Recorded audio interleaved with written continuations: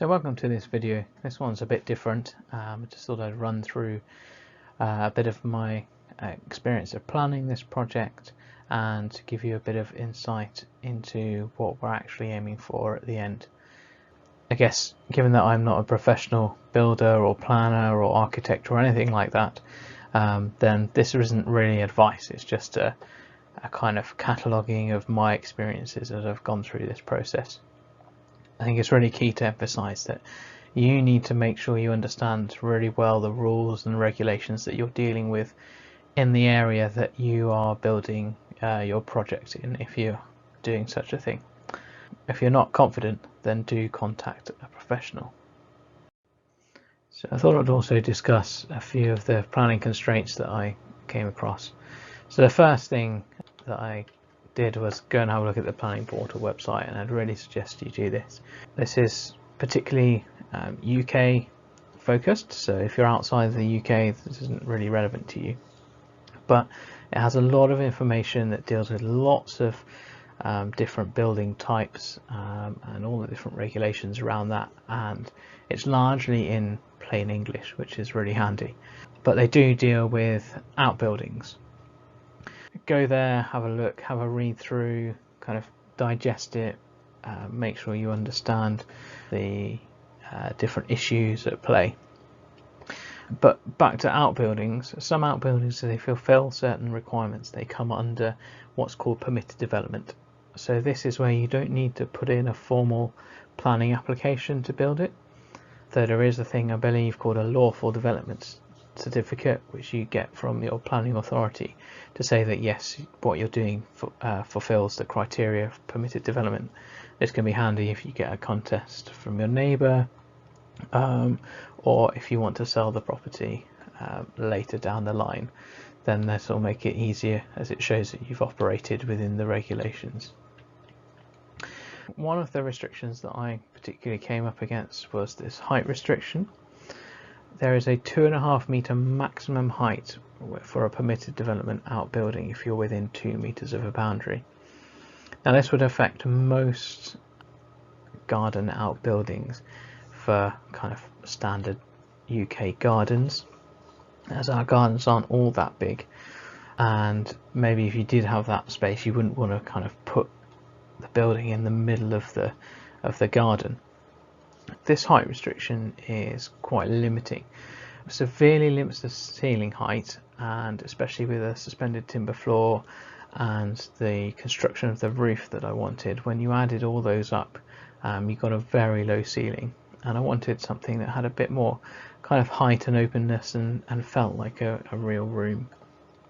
So this meant I did actually apply for planning permission. I did this with my own drawings. I had a bit of dialogue with the planning department, they were quite straightforward to deal with. Some I believe offer pre-advice, but my authority didn't, so I had to make sure I really understood what rules I was dealing with. One thing to note is that what you can use the building for is restricted by planning permission. So outbuildings, typically you can't use it for things like sleeping accommodation unless you're expressly permitted to do so. Other things to check are whether you're in a conservation area. That has particular restrictions. If you're doing demolition of a large building that you're going to replace, then you do need permission to do that. Another thing to be aware of is preservation orders on trees that can have an impact on your application. So you can't disturb those trees, or you have to get permission to cut them back or to deal with them in any particular way. So another issue separate from planning permission is building regulations. So these are separate from planning regulations and are more focused on the building's kind of fitness for purpose. Most outbuilding projects are likely to be exempt, but do get this confirmed in writing from your local building inspector, and if in doubt, seek professional advice. This is a snapshot taken from the planning portal and dealing with outbuildings. So it says if you're looking at something that's less than 30 square meters floor area, then you would not normally need buildings approval. So this would be inspections at the various parts of the project. So there's a kind of a bit of a breakdown on that. So if it's less than 15 square meters, it says building regulations aren't required at all. If it's between 15 and 30, then it needs to be either a meter away from the boundary or constructed of substantially non-combustible materials. A quick tip I picked up from Ali Dimmock, who has been doing a similar project for a little while now, and has some really helpful videos on kind of the planning aspects. I'd really recommend you go and check them out. I'll link to them in this video. Is one thing I picked up is that for a timber frame building, you might think, well, that's not made of non-combustible materials. Well, you can make it exempt if you externally clad it with an appropriate material. So my building is greater than 15 meters squared, so it's about 24, so 6 by 4 meters, and it will be less than 1 meter from the boundary. So I got exemption confirmed because it's going to be clad externally with cement board. So I'm going to use a product called Seadral. So it kind of looks like wood. You can get multiple different colors. Now I think some departments will accept that it's just a class 0 material, whereas mine wouldn't. They said any kind of timber wasn't acceptable. So they wanted it to be fireproof. So onto the plans, and then this is a plan of the site itself. It's a somewhat oddly shaped garden.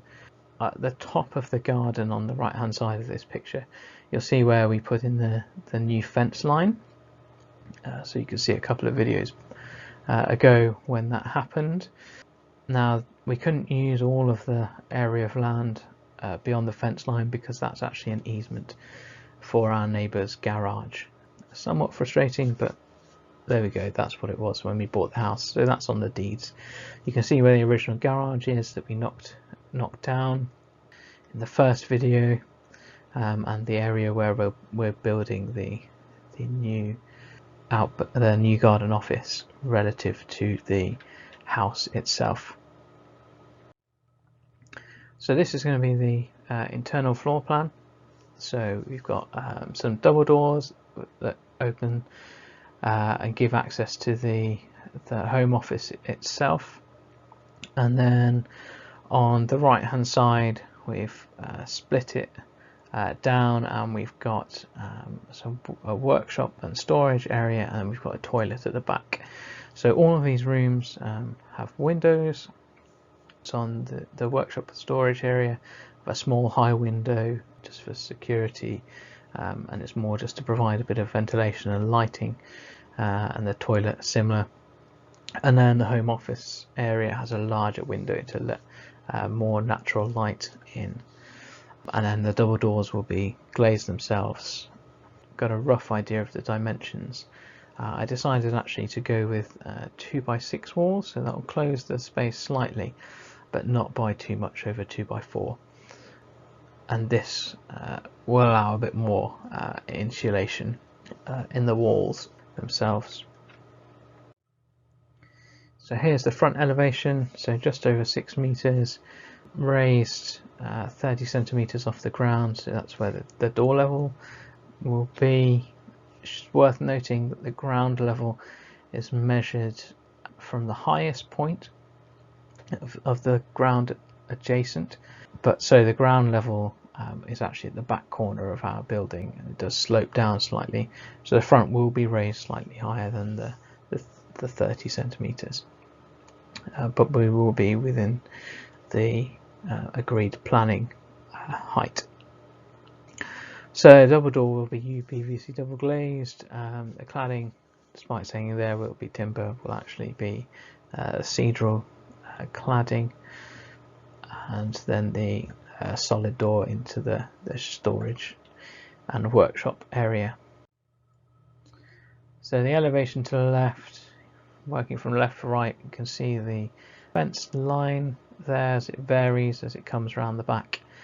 Should give us reasonable access to the back of the building for any maintenance, and also I'm thinking about putting water butts there to collect rainwater. We've got the big side window which I think will be comprised of one or two opening elements.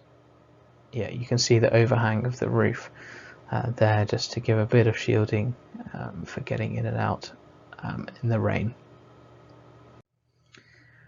Right hand side, similar sort of story, but the smaller windows there for the workshop area and the toilet. There'll also be some ventilation as well for the toilet, and I'm going to try and make the inner envelope of the building fairly airtight, which may require some mechanical ventilation to allow air to circulate, but I'm also thinking of getting some heat recovery in there just to minimize costs. The rear, nothing on the back, so just a single plain wall that's clad. So there you go, back to the floor plan. So this is what we're aiming for, just to give you a bit of context on what I'm actually building as I go through this process. So I hope this has given you a good idea of what the final product is going to be and what we're aiming for, and you've got a bit more of an idea in your head of what the final project aims to be.